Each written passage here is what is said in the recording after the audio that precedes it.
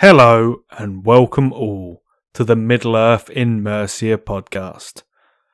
Episode 11, Chaos in Arda-Con.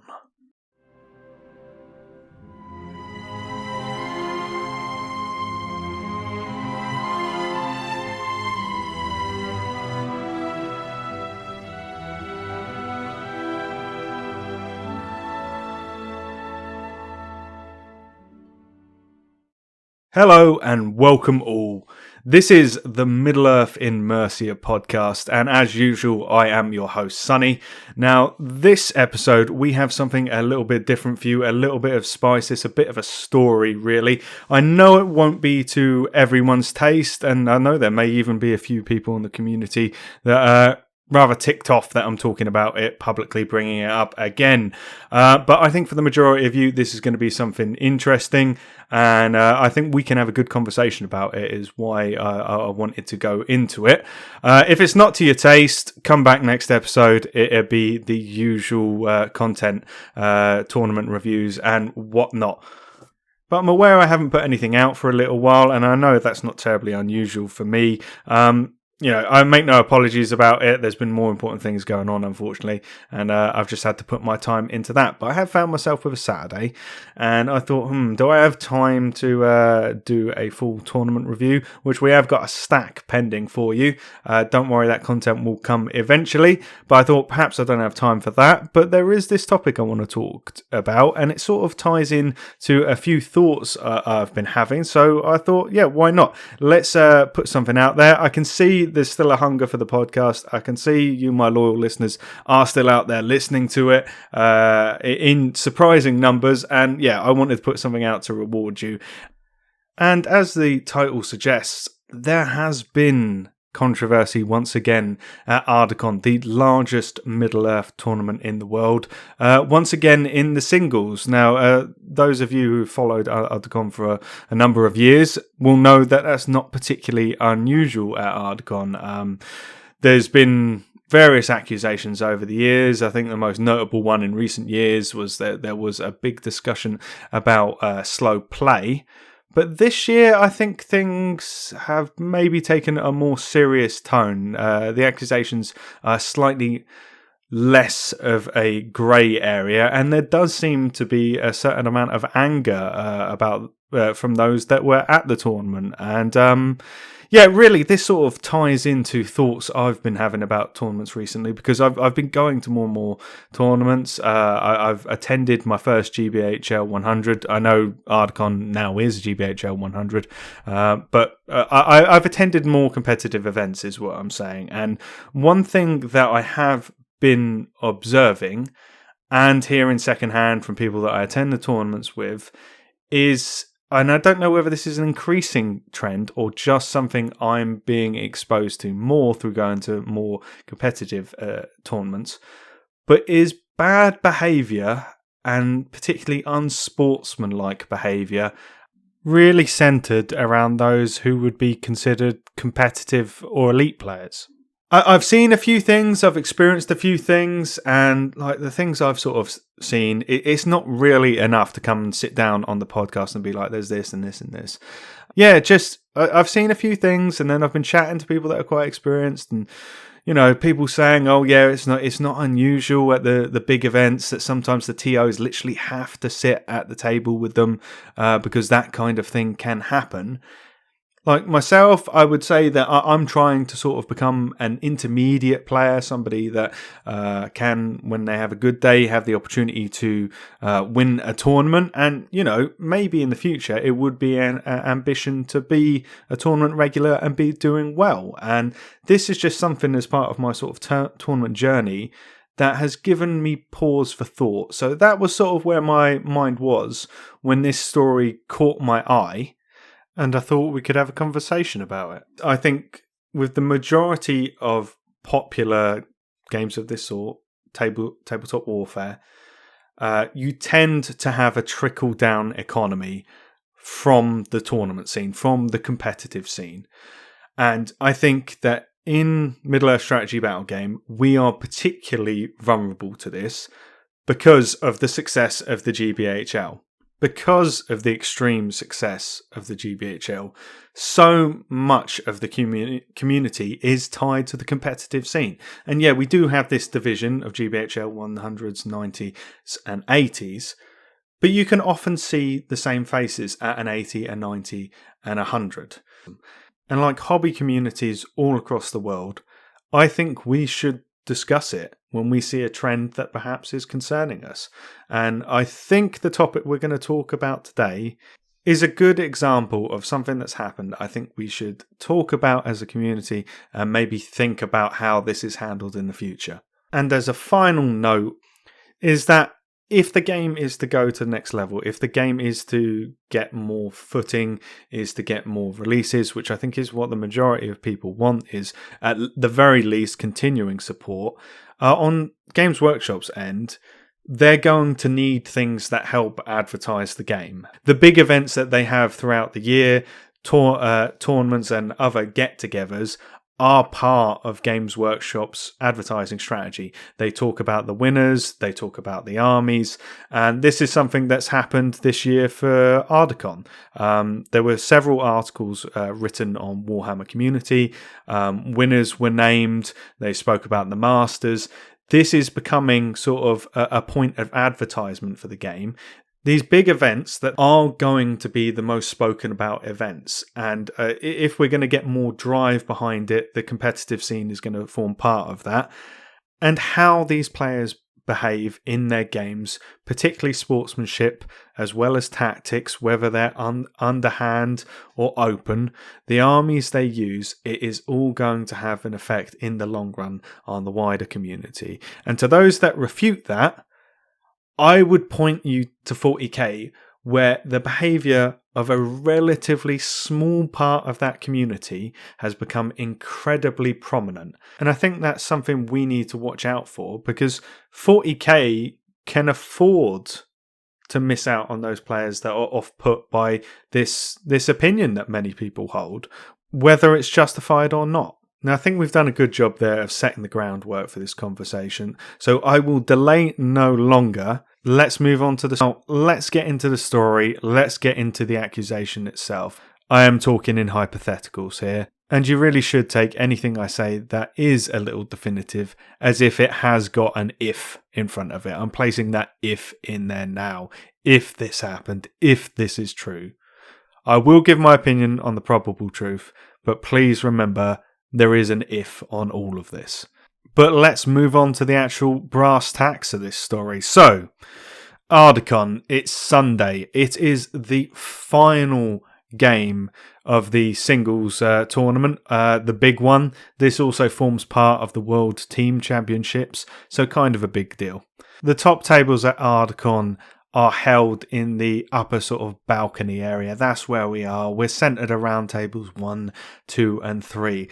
Players on table 1 find themselves in an excellent position.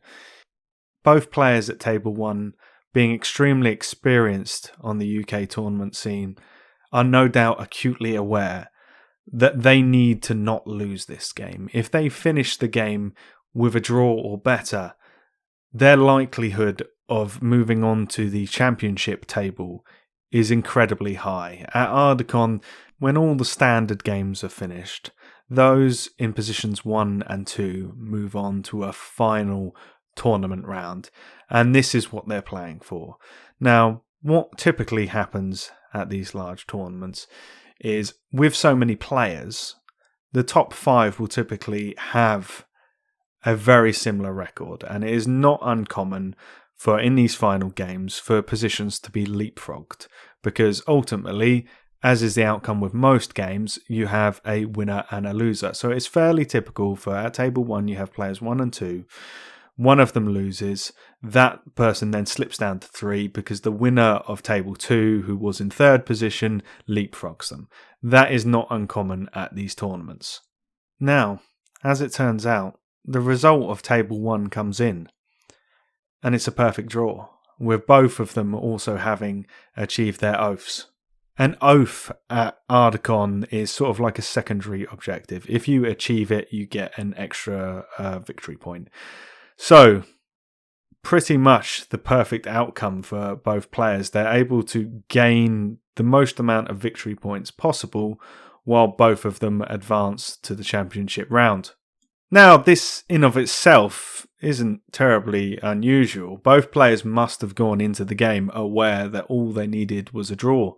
Depending on the scenario, it's not impossible that the game would result in a draw, with both players unwilling to take an overt risk to win the game, knowing that they begin the game with what they already require. However, both of them, having their oaths, that maybe does raise an eyebrow. But again, not unusual. Not something that would be considered totally unexpected. However, this is where the story gets more complicated. The general consensus of the accusation from those I've spoken to at Arda-Con and also seen written on the Arda-Con page in comments is that players 1 and 2 colluded, that they agreed the outcome of the game and that they allowed that to come to fruition, with common points in these accusations being that they agreed from the outset that that would be the outcome of the game, that they colluded on the oaths for both of them to have them, and a common accusation being that they allowed the game to end early as it was pointless as the outcome of the game was already agreed. Obviously, if this were true, these accusations, that would be considered match fixing and would be in direct violation of the final point of the Code of Conduct in the current rulebook on page 15, which states, "Never fix the outcome of a game for any reason." I would also suggest, if this were true, that it would also be in violation of the 2 cardinal rules of the Code of Conduct, which are always be polite and respectful to your opponent at all times. At a tournament, all the other players are your opponents. Fixing the outcome of a game. Fixing the outcome of a game so that the table below you has no opportunity to challenge your position in the championship round would obviously not be polite and respectful. And the other cardinal rule of always tell the truth and never cheat. I think it goes without saying that match fixing commonly in competitive circles is considered cheating. So excluding sort of being openly abusive at the table to other people in some way, probably as serious an accusation as can be made at a competitive tournament. Now, at this point, you like I, having that level of information, although the accusations are very serious, should obviously be taken with a fair amount of skepticism. It doesn't seem impossible that both players could come to the table. They could not want to take any risks, and they both wind up sitting in a corner of the table for an hour and a half. And if that was all there was to the story, I think I would agree with that statement. I would just have to be like, well, it just sounds like the people at the lower tables were disgruntled that it wound up being a draw, but entirely understandable that that could come about. Now, I spoke to people who were at the event, and they more or less told me that the accusations were true, but I couldn't find anybody amongst my circle that had a direct line, who witnessed this or who was very close to it, who was up on that balcony area and actually witnessed firsthand what went on. And if that was all I could find, I would have never brought this to the podcast. However, things took a rather public turn on the Arda-Con Facebook page. And it's one post in particular where things kicked off, really, and a lot of the people that were directly involved gave direct statements about what they felt had gone on.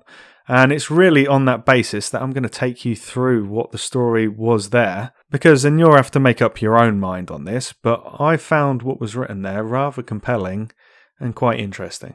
Now, before we really delve into this, I do want to just highlight, obviously, because it's not something I've done in the past, that I am actually going to be talking directly about the individuals involved in this. And the reason for that is that without the full context of actually what was going on and that this is players 1 and 2, it's impossible to tell the story, really.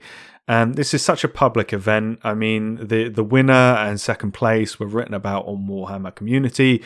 The post I'm going to be taking you through on Facebook is all still up. Nobody's de-tagged themselves.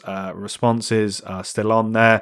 All I'd be doing, if I didn't mention the people involved, all I'd really be achieving is 30 seconds of inconvenience for somebody to find out who I'm talking about, and slightly stifling the flow of the conversation I'm trying to have with you. That said, I do think it's important that we all respect people's right to be left alone, so please don't contact any of the people that are the subject of this conversation. I think it goes without saying that it's more than reasonable for us to discuss what happened within the public community, at a public place, at a public tournament, and was then discussed publicly on social media. But I do feel very strongly that the only outcomes of this conversation we're having should be expanding our opinion on what we feel is considered fair play and pushing for that at the tournaments we attend and host, as well as maybe considering our own conduct and the integrity of the competitions we are a part of and how we can uphold that. Bothering any of the individuals involved in this will have no effect on any of those points. So, don't be that guy. So on to the story. So it was a fairly innocuous post that wasn't really about this subject. It was just somebody giving a bit of a review of Arda-Con. It was a international player who had attended. And as I haven't attended any of the really big tournaments this year, be it Arda-Con or otherwise, I had been sort of keeping a bit of an eye out and just seeing how people got on this year. And like most of you, I had a bit of an interest in, what lists were being taken, who won, what won, and so on. Anyway, in this post, there was just a throwaway line. So the individual is making a point about the championship round, and while they're talking about that, they just sort of say, the controversy that happened this year aside. And that grabbed my attention, as I think it grabbed a lot of people's attention. And pretty quickly, it didn't take long for a comment to appear saying, what was the controversy this year? And very quickly, the accusations that we've already been through started to appear. The three being that they agreed on the outcome of the result, they collaborated on allowing each other to get the oaths, and that they ended the game early. And names were named pretty rapidly because it was fairly common knowledge who was in first and second position at Arda-Con, because they finished in first and second position. And that was Jake Rawson and Jasmine Tetley. And both of them are very well known amongst the tournament scene, both tournament winners, both doing very well and have done very well in the GBHL rankings previously. So if the fact that they had made it to tables 1 and 2 at Arda-Con didn't tell you that, certainly not lacking any talent between them, and that's definitely not something that we're questioning in this conversation. Now, Jasmine's involvement in the conversation came and went very quickly. Somebody tagged Jasmine directly into the conversation, and Jasmine replied, please don't tag me on a situation that you do not understand, and then took no further part in the conversation. So we haven't obviously got Jasmine's version of events, so that is something that needs to be considered. However, Jake did become fairly active in the conversation, and it's his conversation with a few individuals that really is what gives this the legs to have a full conversation about the accusations. Now, the comment he replied to was from a chap called Luca, who is going to form quite a key part of this conversation. And Luca had written to somebody else, while drawing is acceptable, what is not acceptable at all is arranging the oaths, thus fixing the results, then bragging and mocking the others for that. And I assume this must have felt like a comment too far for Jake, because he didn't reply to all the comments, but he did reply to this. And he replied directly to the individual, Luca, saying, not sure what you've heard, but I can assure you I would not lower myself to mocking anyone in any circumstances. People are entitled to think whatever they want about the outcome of the match and the weekend, but the best thing about the hobby is the relationships I've built with the people I've met over the last 2 years, and anyone that knows me will attest to that.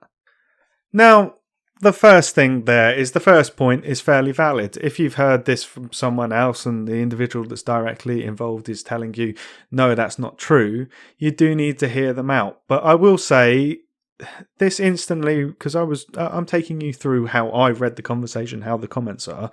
I will say that the second half of it really raised an eyebrow for me. The whole, think whatever you think, and then basically saying I'm a good lad, I've got plenty of friends in the community. I'm not being funny. I don't think Jake was perhaps thinking it out like this, but that's a classic deflection tactic. We've all seen celebrities or whoever on the news who actually has been found to do wrong, and they sort of, they deflect onto their past good conduct and good behaviour. Having been a decent person doesn't excuse you from the possibility of ever doing anything wrong. So I think that, I think we have to give him the benefit of the doubt that he perhaps wasn't being that cynical. But I do think the second part of that reply is pretty terrible and doesn't really address any of the points that are levelled at him. I think if you're not going to answer the accusations, then you're best off probably not saying anything. However, still a really strong point of you've just heard this from other people, and that, at this point in the conversation, that needs to be heavily weighted. However, this is where things start to become a wild ride, and this takes a sharp right turn. And for me, this is where this became just a bit of bickering on the internet to hang on, there could be more to this. So there was another comment from Luca, which I'll go into later because it becomes part of the later conversation, really. But Luca writes the following post directly to Jake, which is, I haven't heard. I witnessed directly everything since I was on table 2. I witnessed the ridiculous fight between a hobbit and a corsair, victory for the hobbit, and how you left the table after an hour or so. I witnessed how you and Jasmine turned to Michael and me, who I assume was the opponent Luca was playing, and how you joyfully explained how impossible it was then to reach the two of you, unless Michael scored a 12-0 with Oath. You explained us how you both had magically reached your Oath, and how the 3-3 was perfect for both. All of this with a self-satisfaction and mocking smile on the face. Maybe the mockery wasn't intended, but that's what transpired to me. I had a great tournament. I had the chance to see so many foreign players and friends met around Europe for the game. But what you and Jasmine did ruined the grand tournament for many of us. Most of the players upstairs were direct witnesses and complained vehemently during and after the tournament with James, Sam and the GBHL. It's a pity nobody disqualified the two of you for fixing a game, especially the oaths part. Stalemates exist and draws happened and are agreed, but giving each other the oath was really disrespectful. It was a very good chance to state that such things shouldn't happen during a tournament, which wasn't taken by any of the responsible people. Unfortunately, a meagre consolation was the warning that the GBHL gave both of you for this behaviour. But if you had been in Italy, you would have been disqualified. I'm sure that in the moment you haven't realised the gravity of the actions, and from what I hear, you are a great lad to play and hang with. Nonetheless, I believe you could have apologised afterwards. Fixing a game is clearly against the explicit rules of our game and sportsmanship. I hope you can realise that.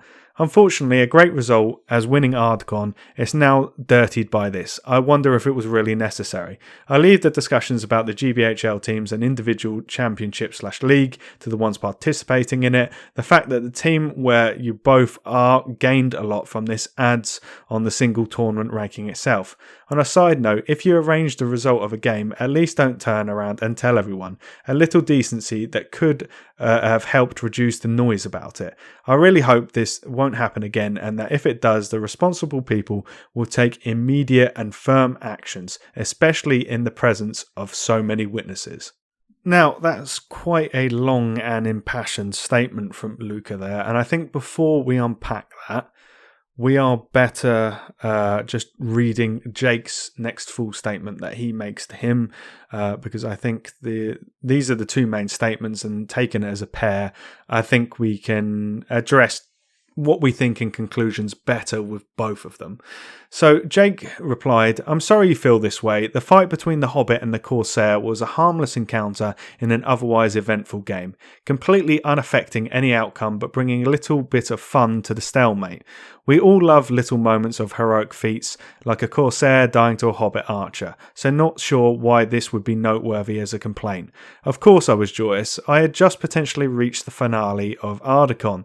To say that I shouldn't have been happy seems a little silly, but if there was any misinterpretation here, it was purely joy at the potential of my success, not at the failure of others.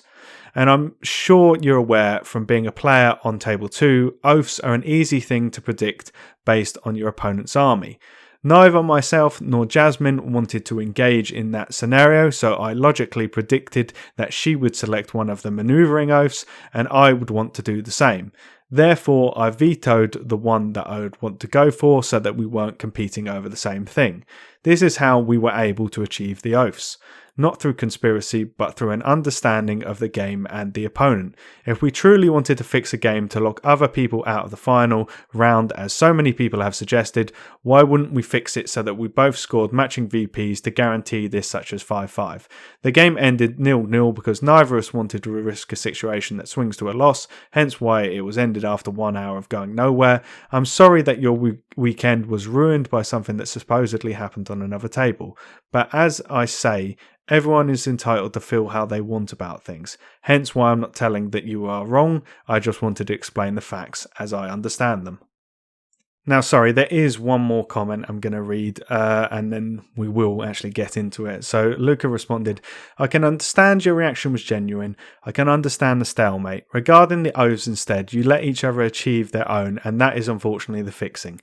I was there. I saw how you both rotated through the field by 90 degrees to conveniently reach the token and the other side of the field.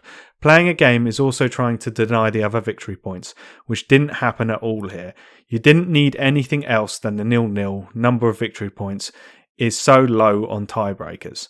The rules are quite clear but haven't been applied. After all this mess though, I'm sure that in the future you'll be above any doubts. This should be a message to say, let's play and not scheme to win. There's no happiness if the victory is smeared. A pity again, as you could have probably won anyway.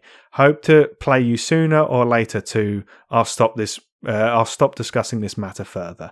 And there were no more comments from either Jake or Luca after that post. Now, there are a number of points to unpack there, and I hope you can see why I've read both in such detail, because it's ironically only with Jake's responses that a lot of this actually starts to build the picture of what is the probable truth. If we just had Luca saying what he said and nothing from Jake, this would be a lot more muddy water, but he actually confirms quite a few things unintentionally, I think, in the post he made to Luca. Now, the first thing I think we need to address before we do move on to those points that have been made and the responses we've had is the rather explosive initial statement from Luca of, "No, I didn't hear from anyone. I was there. I was at Table 2. And that really does make Jake's initial comment look rather bad, because he is very dismissive in that. He doesn't address any of the points or accusations that have been levelled at him. And then the fact that we've got somebody that's saying, no, I'm a witness. I was directly there, and brings up so many details. And then he's forced to go in and address some of those details. I don't know. It starts to build a picture for me. You will have to make up your own minds. But the fact that tacks are changed, that narrative changes for one of the individuals when new evidence is brought forward, that sort of does add to my mind that first comment was a deflection tactic. You, as I say, will have to make up your own mind. But going into it, assessing those points, that's kind of what I'm thinking. Now, there are some sort of surrounding comments that we will get on to further on, but I think the 3 points that we need to sort of assess and the responses that were received that are sort of the basis of this game was fixed, the 3 of them are really the Hobbit fight, the oaths, and ending the game early. So we're going to go through them. Now, the Hobbit fight, we've just, like I said earlier, with just Luca's comment, it doesn't seem like there's a lot to it. But Jake confirms that happens. That happened. That is undeniable because we've got it from both sides. That a Corsair went out and for some reason just had a one-on-one fight with a Hobbit. And as Jake puts it, he said it was to break up the monotony of the game. Now, I think we've all seen at lower tables or maybe GBHL 80 events, somebody suggest, come on, my thing fight your thing, it'd be cool. Maybe at more theme events, that kind of thing is fairly common. But in a game where it's very tight, you're both trying to get to the championship round at a huge event, probably the biggest Middle-earth event in the world.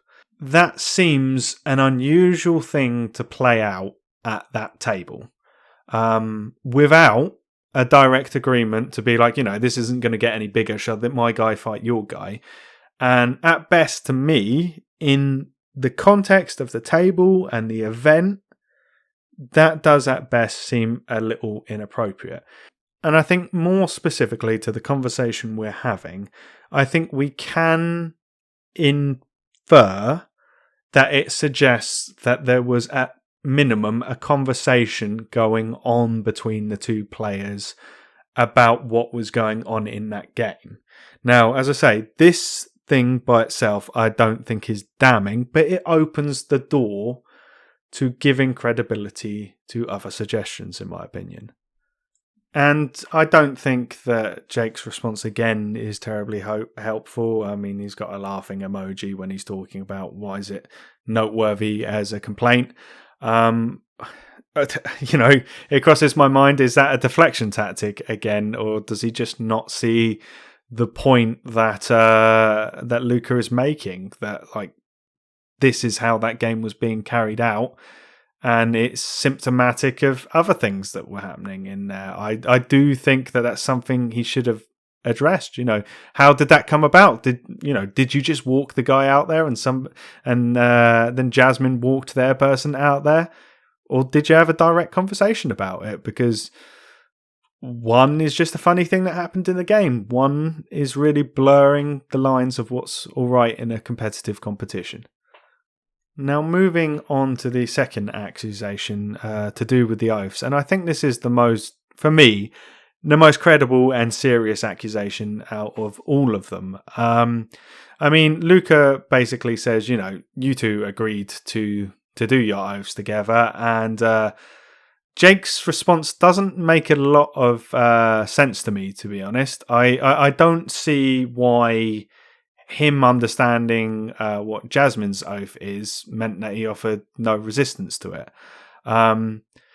If I was playing for a draw, and I think a lot of you would concur with this, if I was playing for a draw for the championship round, I would take no risks. I would basically set myself up in a really, if there was no way my opponent could go around the board and pick up the objectives or whatever, they had to come to me. I would sit in the corner in a nice position that gave me a decent kill box or something like that, and I would stay there and I would refuse stubbornly to come out.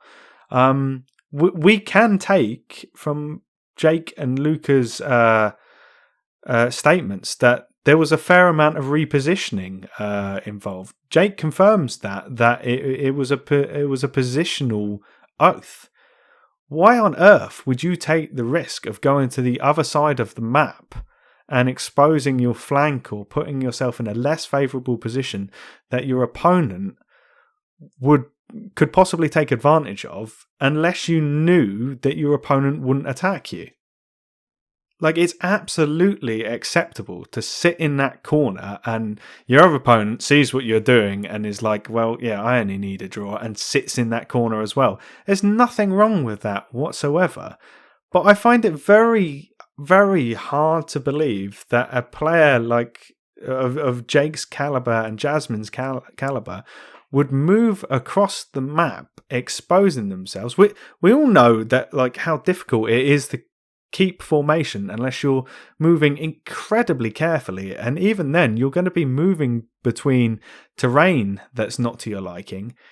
It seems incredibly unlikely to me that that would happen without either a direct or tacit agreement, either of which is not okay and is definitely match fixing. Like, I'm not saying Jake or Jasmine said to each other, look, if I do this, you're not going to do this, do you? It doesn't have to be that overt. We all know there are 100 ways of communicating with each other. And it's if the draw and then the oaths went to the point that there was communication of some form. There should be no communication at all. To use a football analogy, if two teams need a 0-0 to progress, it is absolutely fine for one of those teams to just try and retain possession, not make any risks, not try and expose themselves to a counter-attack or anything like that.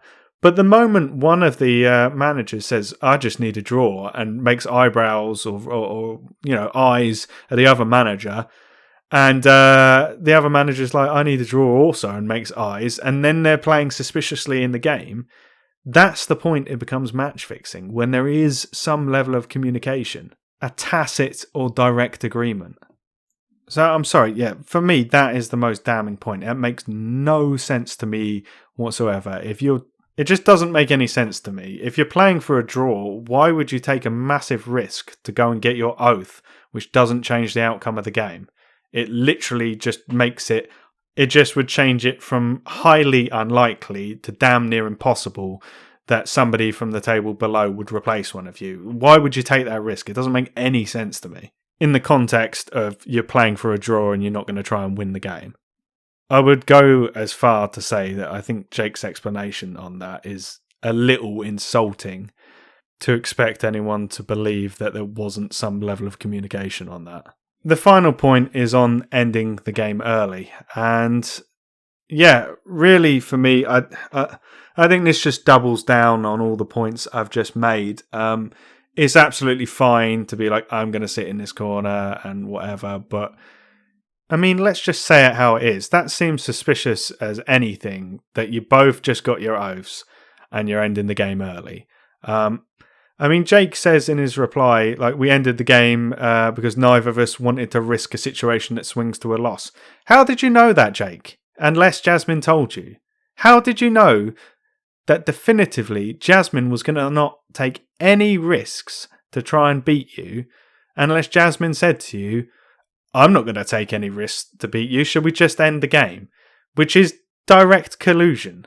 Like, if that's okay, how far are you going to take that attitude? Did the two of you just approach the table and be like, I'm happy with a draw, are you happy with a draw? You shake hands and walk away? That's, like, that is just wanton disrespect for the integrity of the competition. So those really are the three main accusations and the responses that Jake gave. I think the only other real, there's other points we'll talk about, but the only point trying to dissuade over those 3 points that we haven't been through is he suggests, why wasn't it a perfect draw which would have given us more victory points, such as a 5-5, which I think is fairly obvious. It's one of two things. Either it would have been too damn obvious to just fix it completely, or there wasn't enough trust in the collusion that you would be willing to allow your opponent to be removing your models from the table at a risk of maybe they seize the opportunity and take the draw away from you and go for a win. I think that's pretty obvious if you were thinking about how two players that perhaps don't necessarily fully trust each other would collude over a table. Then we move on to a number of supporting points, really. Lucas says that him and a lot of other people complained to James, the tournament organiser, and the GBHL representatives. No one has denied this. Jake didn't deny it himself. He states that Jake and Jasmine were given a warning by the GBHL. That also adds a lot of credibility to this. Now, there's obviously more discussion amongst those statements that I read, but I think if we're going to keep the actual core conversation tight, the ones we've been through are the ones that probably add the most as to whether this happened or not. And as I said at the beginning of the conversation, I actually think if Jake hadn't said anything, there wouldn't be a lot to go on here, but I think he inadvertently confirms a lot of it, and it does also seem fairly conclusive that they did come over and they did have conversations with people about the outcome of the game. Nothing unusual there, but the narrative that Jake is saying and the narrative that a number of others are saying as to the content of those conversations and what they took away from it does seem to be radically different. Taken in consideration with all the points we've discussed, how the conversation unfurled, the initial reactions to it, I fall on the side that I find it incredibly unlikely that there wasn't communication of some form to the effect of, let's get our oaths and let's get out of here. I think it is very much up to everybody to draw their own conclusions of what they think happened at that table. But to me, there's more than just circumstantial evidence here. There's more than just two people walking away from a table and saying, oh, we got a draw, isn't that good for us? Which is essentially the narrative that has been submitted by Jake. There's no explanation of how the Hobbit fought the Corsair without there being a direct conversation about it. There's no explanation as to why there was no attempt to stop the other scoring their secondary objective. There's no explanation of why would you take the risk of trying to score that secondary objective. And there's no explanation as to how did you know your opponent was done trying to defeat you and ended the game early without direct communication. So for me, I fall on the side of probability that I find it highly likely some level of collusion happened on that table to arrange one, two, or more aspects of the outcome of that game, and consequently would have been a fixed result. It equally sounds to me that it's highly probable that, both of those players had played to a high degree of skill and deserved to be on that top table, and it sounds like that they've let themselves down at the final hurdle. Both of those players were going to have to face down in the championship round anyway, so I don't see why they couldn't have just done it then and taken their chances against whoever they got and, respected the integrity of the event, as well as played in a manner that respected their fellow competitors and the fact that they had tried very hard to get into the position they had found themselves in. I mean, on other posts and Luca himself, there were quite a lot of accusations levelled towards Jasmine that this isn't necessarily the first time this has been an issue for her, and that it sounds like, based on comments, that there's perhaps a pattern of behaviour. Now, I don't think we can give too much heed to them because they're really, I've been through the points Luca has made about the other things, and there's context, there's other people, there's stuff to back it up. I don't think we can put too much weight behind these wild accusations that this is a pattern of behaviour. However, it would have been incredibly easy for both of those players to be calm and collected and fix that match and nobody be aware of it. Think about it. If they had both basically said, look, you sit in that corner, you sit in that corner, in a quiet word, they'd done that, they hadn't have gone blab into everybody else about what they'd done, they hadn't done the really obvious movement around the table, they hadn't been let's end the game early. If they had just played out the game in a convincing manner and not given each other the oaths, it would have been pretty much impossible to detect. And when you think about it like that, you come to two conclusions. Either they're idiots, which I find very unlikely that it is possible to be this good at the game and be a very, very stupid person.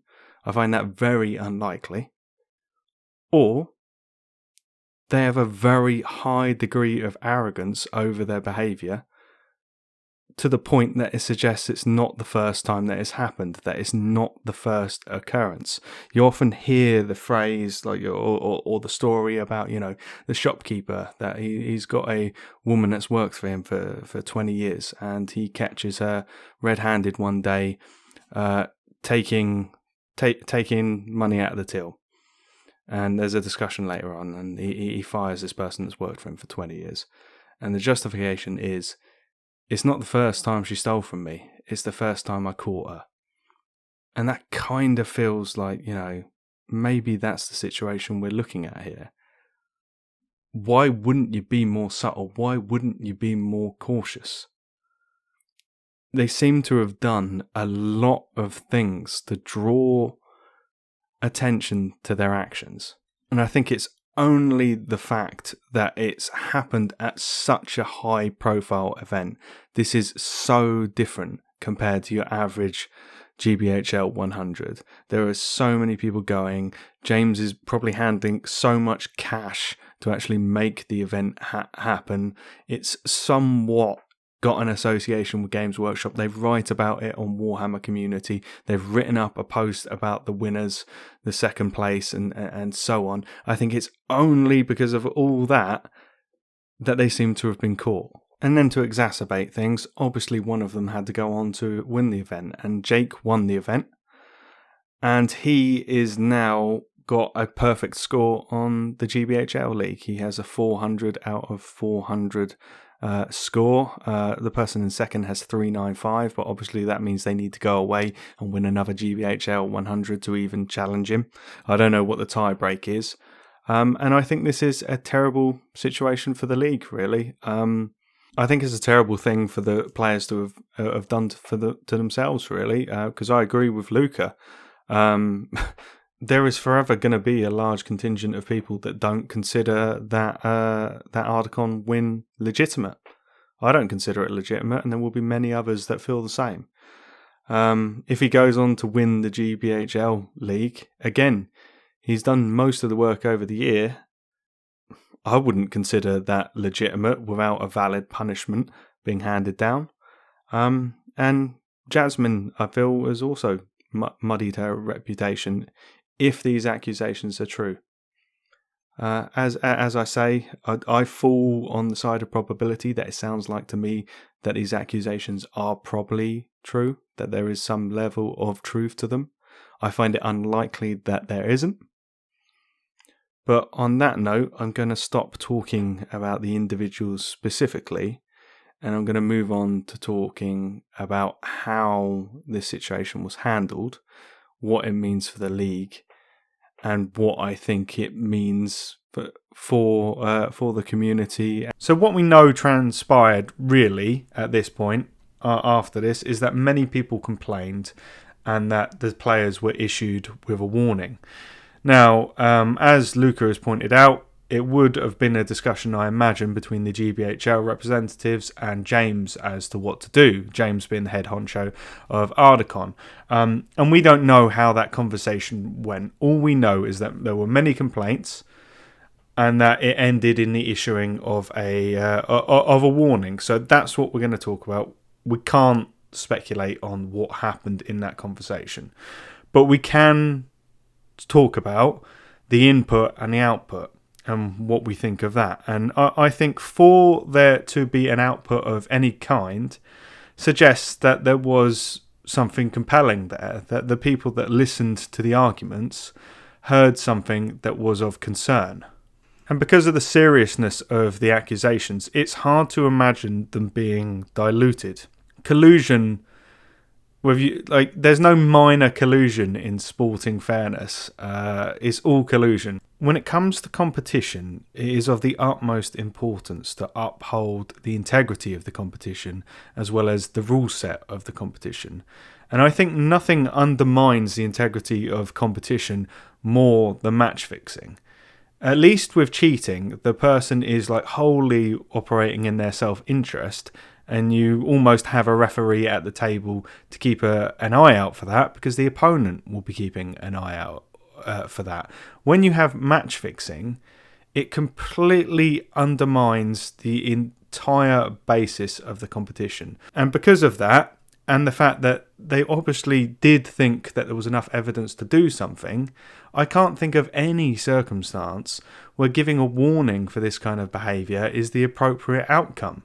I think the only punishment that is appropriate for somebody that is found to have fixed the outcome of a match and clearly broken the rules in this way is total disqualification from the competition, with the rules enforcers then looking at the severity of the rule breaking and deciding whether it's appropriate to invite those individuals back to the competition next year or not. The thing with big competitions, and I know it's all relative, and with these big competitions, they are bigger than any entrant to the competition. The integrity of the competition is far more important for the attractiveness of that competition and people's desire to take part in it or be involved in it than any single person or team that takes part in it. And is Arda-Con going to be deserted next year? I sincerely doubt it, and I really hope not. It's going to take more than this to knock it off its pedestal, but I do think the integrity of the competition has been drawn into question. We have to remember that this isn't just a short jolly down the road for a large contingent of the people that come to Arda-Con. Many of the players that attend are coming internationally, and they don't do that just on a whim. Do you think that they will continue to do that if the integrity of the competition they wish to attend is being called into question more than once? I think it can survive this. It can. But if something along these lines of the integrity of the competition being called into question a second time, could it survive that and still have the same attendance internationally? I don't know. And if it were to lose the large amount of international players that attend it, would the tournament still be as special? I don't think it would. And I think in future years there should perhaps be some thinking on the ground, some pre-planning of, look, if this happens, this is how we're going to deal with it. I completely empathise that James puts an incredible amount of effort into organising that tournament, and if he was involved in the conversation, I could imagine how drawn I would be that my headline event is going to be just all about a controversy if I ban 2 players or kick them out of it. I can understand how difficult that decision would be. I could also understand from the viewpoint of the GBHL how ejecting 2 very popular players, very well-known players who attend a lot of events, are maybe involved in organising tournaments to some degree as well, I could imagine the bad publicity that would bring for them. These are not easy decisions, and it is easy for me to sit here in front of my microphone and make it sound like they are.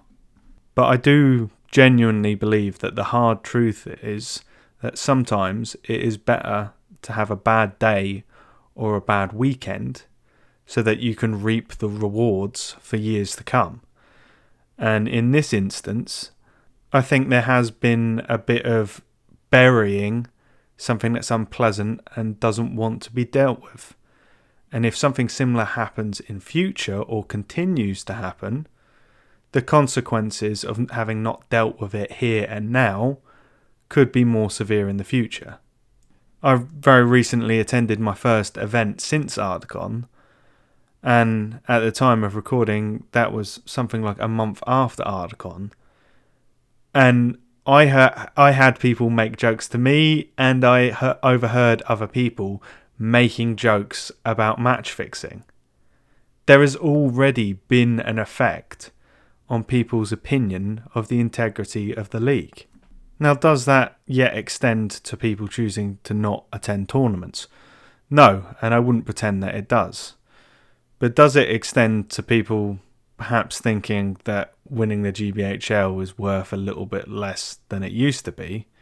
I think already you can say that's true. Whether that's 1, 2, 3, 4%, there has been an effect when you look at the entire player pool. It's generally considered poor form for a championship to revoke an award. So I do think that the time to do the right thing has perhaps passed for Arda-Con. But with the GBHL, this is an award that hasn't been awarded yet.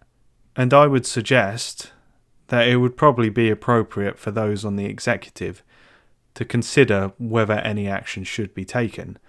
And these actions shouldn't be based upon whether somebody's a good laugh, whether somebody's your friend, whether somebody's somebody that you've had a good game against. It should be based on the accusations and the level of evidence that is available to you. People quite literally in this country and around the world go to prison on the basis of being judged by a panel of their peers based on the testimony of people that were there and what they witnessed.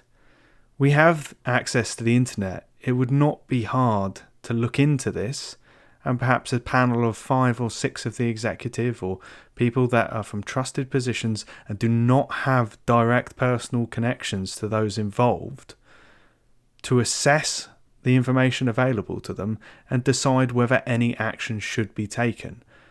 I've heard some people refer to sort of like, did this happen, did this not happen, as a just wild speculation. But I'm sorry, if you've got 20 people who literally don't gain anything out of it saying one thing, and then you've got 2 people who do have something to gain from it saying another thing, I think you need to take that really seriously and weigh up, as we have done in this conversation, on the basis of probability, what is likely to have happened. And the final counter argument I think is likely to be brought against this, that I have heard in the past, is it's just toy soldiers. Don't take it so seriously. Which I think, when you weigh things up based on their merits, is a reductive argument. You can apply that argument to anything. It's just a job. It's just a friend. It's just a day out. It's just a football match. It's just a video game. It's just toy soldiers. If you apply that argument, nothing other than the love of those important to you and your health is important. And yeah, is this as important as those that you love and your health? No. In the context of that, whether you should sit at home depressed because you've lost a match, yeah, it is just toy soldiers. But the things that entertain us, the things that we spend our time on outside of our friends and family, the things we spend our time on willingly with what little time we do get on this earth. And some people will attend GBHL events just because they want to see people and they want to play games. That's why GBHL 80 events exist. And some people, like myself last year, will go to Arda-Con without a hope of winning, just wanting to attend the event.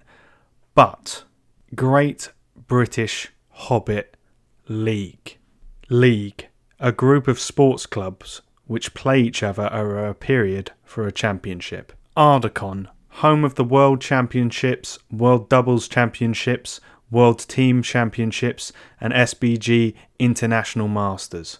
Championship, a contest for the position of champion in a sport or game. The point I'm making is that these are not wishy-washy definitions. There are people that take part in these events. There are people that invest a great deal of money and, most importantly, time to participate in these competitions. And these competitions have been built up to mean something.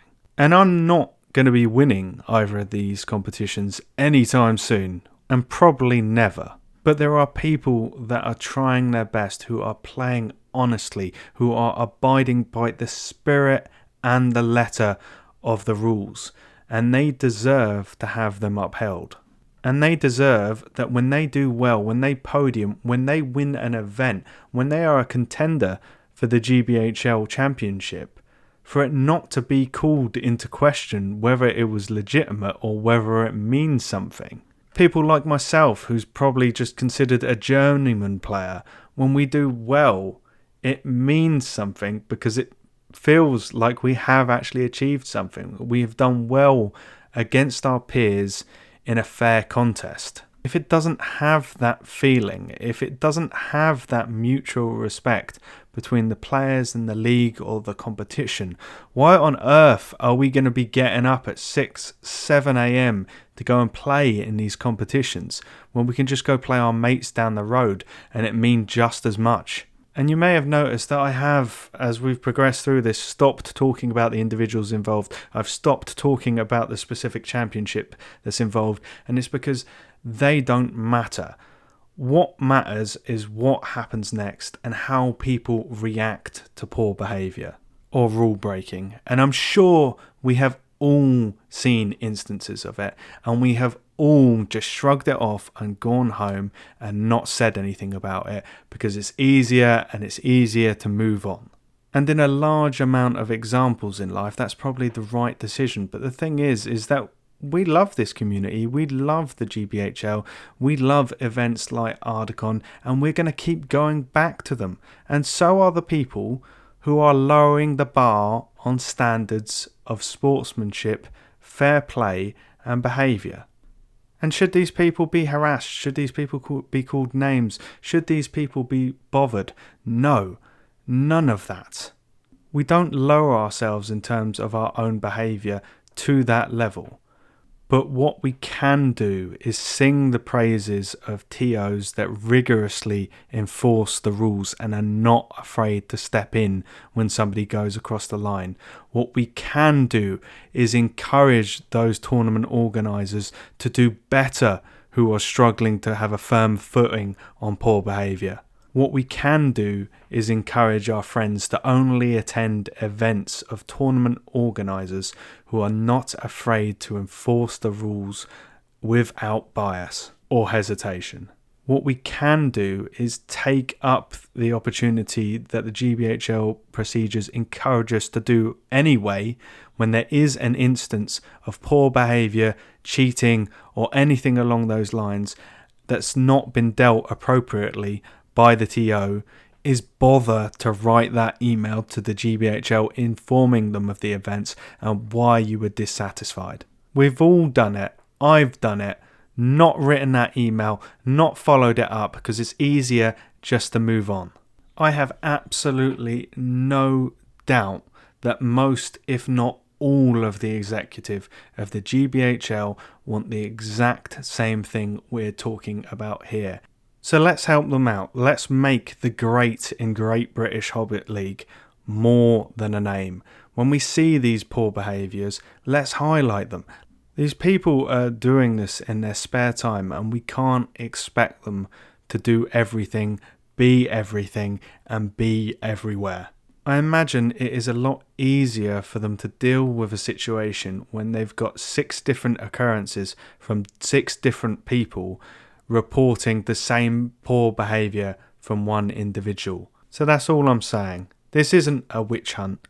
Let's use the mechanisms that are available to us that seem perfectly fair to me, and let's see what happens. Vote with your footfall in terms of the tournaments you attend. Call the TO over when you think someone is bending or breaking the rules. Highlight poor behaviour to your TOs. And report instances that you believe haven't been dealt with appropriately to the league executive.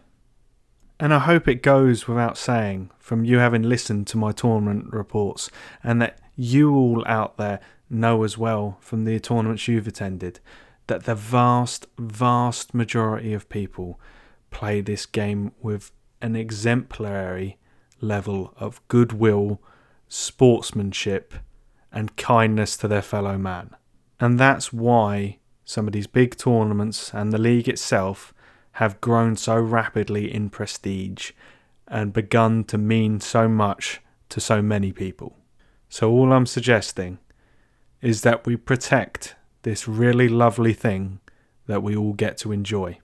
I hope you've all enjoyed this chat. I've certainly enjoyed having it with you. I know it's a bit of a change of pace from the usual programming, but it was just something I wanted to talk about, and there's been a few instances of things I've seen, things that have happened, and to both myself and players that I regularly play with, they just haven't seemed on.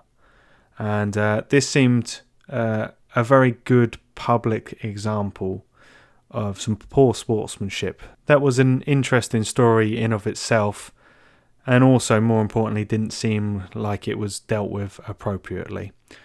As always, if you do want to get involved in the conversation, if you have some thoughts you want to share with me and you want them read out on the podcast, feel free to email me at middleearthinmercia@gmail.com.